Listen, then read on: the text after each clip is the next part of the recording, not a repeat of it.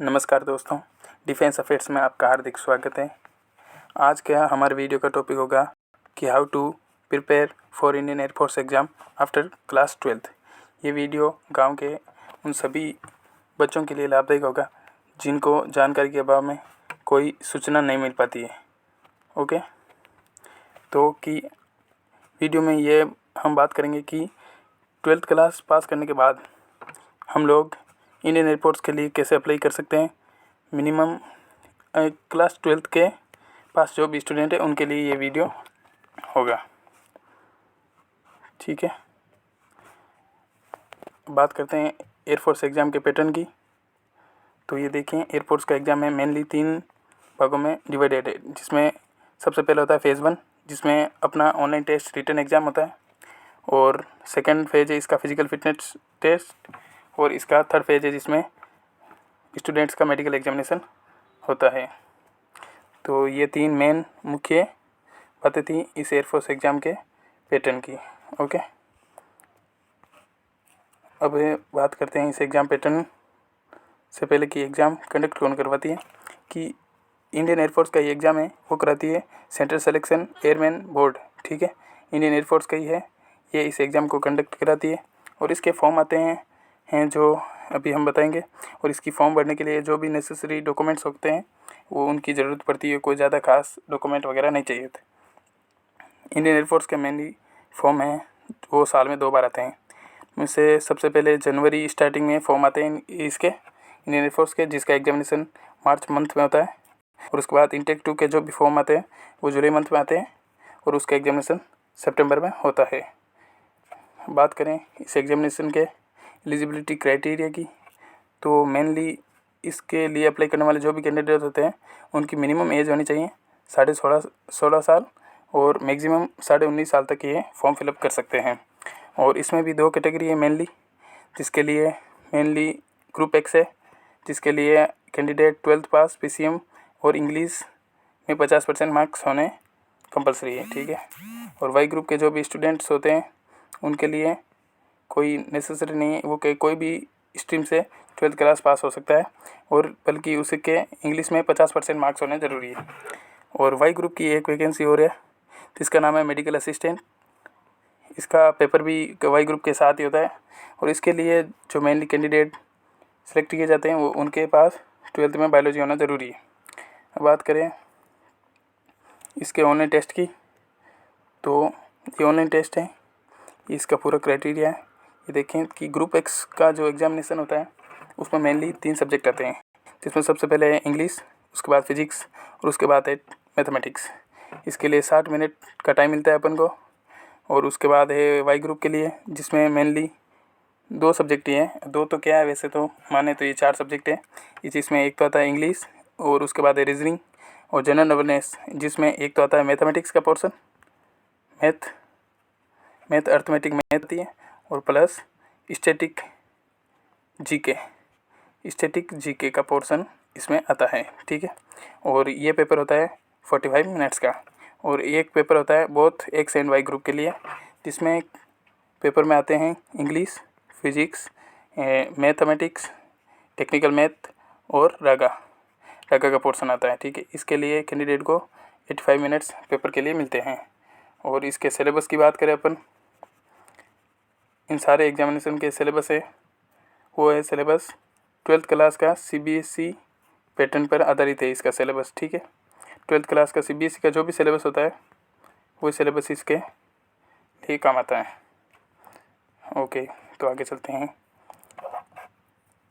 अब है इस एग्जामिनेशन के जो पेपर हो गया उसका क्राइटेरिया है कि हर क्वेश्चन को आपको 1 मार्क्स मिलेगा। ठीक है, जिसे एक्स ग्रुप के लिए पेपर होता है 60 क्वेश्चन का, जो 60 मार्क्स का पेपर होता है। और वाई ग्रुप का है जिसके 50 क्वेश्चन आते हैं, तो 50 मार्क्स का पेपर होगा।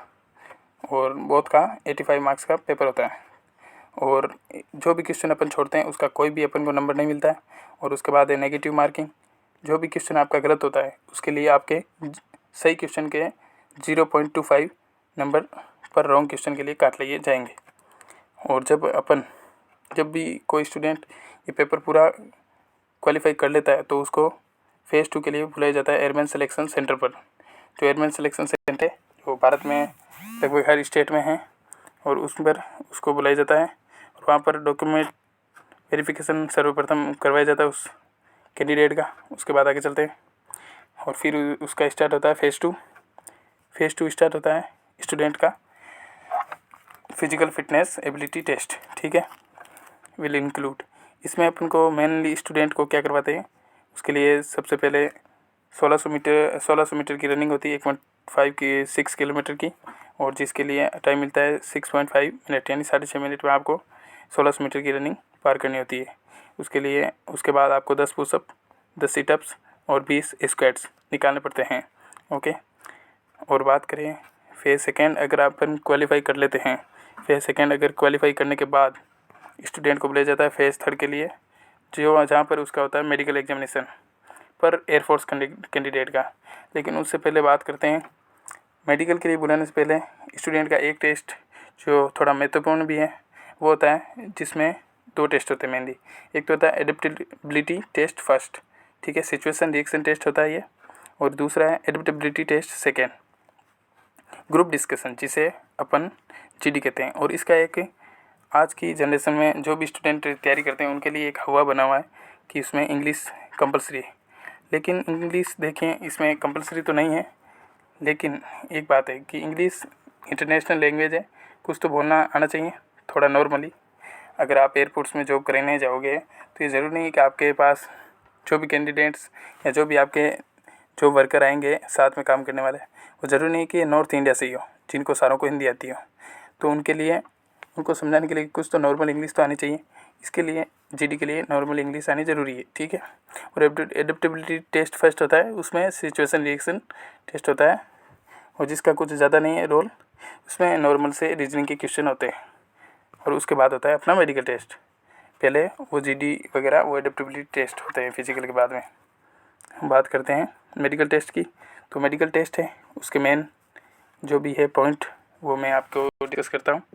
इसमें सबसे पहले वेट, कैंडिडेट का वेट है वो हाइट और एज के समानुपात होना चाहिए, ठीक है। जो भी कैंडिडेट है उसका वेट उसकी ऊंचाई और उसके उम्र के हिसाब से होना चाहिए। और बात करते हैं चेस्ट की, सीना की, तो सीने में 5 सेंटीमीटर का मिनिमम फुलाव होना ज़रूरी है, expansion, minimum expansion as 5 centimetre. Hearing able to hear from whisper, okay, एक हल्की सी फुसफुसाहट सुनने की कानों की क्षमता होनी चाहिए कैंडिडेट के। उसके बाद बात करते हैं डेंटल की। डेंटल के लिए तो कैंडिडेट के जो भी दांत होते हैं, जो भी कैंडिडेट के दांत होते हैं जबड़े में, उसके लिए आपके 14 डेंटल पॉइंट्स होने अनिवार्य है, ठीक है। 16 पॉइंट्स होते हैं हर किसी में नॉर्मली इंसान, लेकिन 14 होने अनिवार्य है उस डेंटल में जो भी मेडिकल है उसमें। उसके बाद है मिनिमम एक्सेप्टेबल हाइट। एक क्राइटेरिया और दिया हुआ है इसके, जो CASB का ओरिजिनल जो भी इंफॉर्मेशन आती है एयरफोर्स सिलेक्शन बोर्ड की, उसमें उसकी एक मिनिमम हाइट कैंडिडेट के लिए दी गई है 52.5 सेंटीमीटर, ठीक है, 152.5 centimetre. Essential height and requirement for specific trade. Okay, आगे चलते हैं। आगे बात करते हैं मेरिट लिस्ट की। जब आप रिटन एग्ज़ाम क्लियर कर लेते हैं, उसके बाद आप फिजिकल एग्ज़ाम क्लियर कर लेते हैं, उसके बाद आप जीडी क्लियर कर लेते हैं और मेडिकल क्लियर कर लेते हैं, तो उसके बाद आती है मेरिट लिस्ट, जो किसी भी स्टूडेंट का मेन सिलेक्शन करवाने के लिए साबित होती है, ठीक है। इसमें मेरिट लिस्ट में जब नाम आ जाता है कैंडिडेट का, तो उसके बाद होती है उसकी ट्रेनिंग और उसकी फ़िटनेस, ठीक है। उसके लिए आपको बुलाया जाता है, अब आपको एक बार ज्वाइनिंग लेटर आ जाएगा, उसके बाद आप ट्रेनिंग और फिटनेस के लिए बुलाया जाएगा, जहाँ पर जो ट्रेनिंग का टाइमिंग है वो होती है 74 weeks for flying and technical branch, यानी ग्रुप एक्स के जो भी स्टूडेंट है, ग्रुप एक्स के स्टूडेंट्स के लिए 74 सप्ताहों की ट्रेनिंग होती है फ्लाइंग ब्रांच के लिए, ठीक है। और 52 सप्ताहों की ट्रेनिंग होती है नॉन टेक ब्रांचेज की वाई ग्रुप के जो भी स्टूडेंट है, वाई ग्रुप के स्टूडेंट के लिए 52 हफ्ताओं की ट्रेनिंग होती है। उसके आगे बात करते हैं।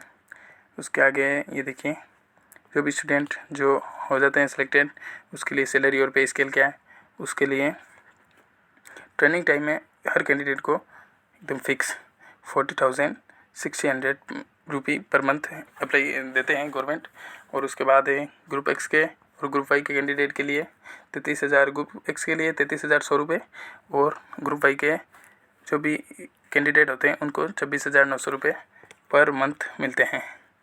ठीक है, उसके बाद बात करते हैं जिस किसी भी स्टूडेंट्स का सपना है कि वो एयरफोर्स ज्वाइन करे, भारतीय वायुसेना ज्वाइन करे, तो उसके लिए आपको इस चैनल पर बहुत ही अच्छी तैयारी करवाई जाएगी। आप हमसे जुड़िए, एक बार ज़रूर जुड़िए, और कैसा लगा वीडियो ये भी बताएं ओके कमेंट सेक्शन में। और वीडियो अच्छा लगा हो तो उसको लाइक करिए, सब्सक्राइब करिए चैनल को। यह आपका अपना चैनल है डिफेंस अफेयर्स। और thank you for watching this video.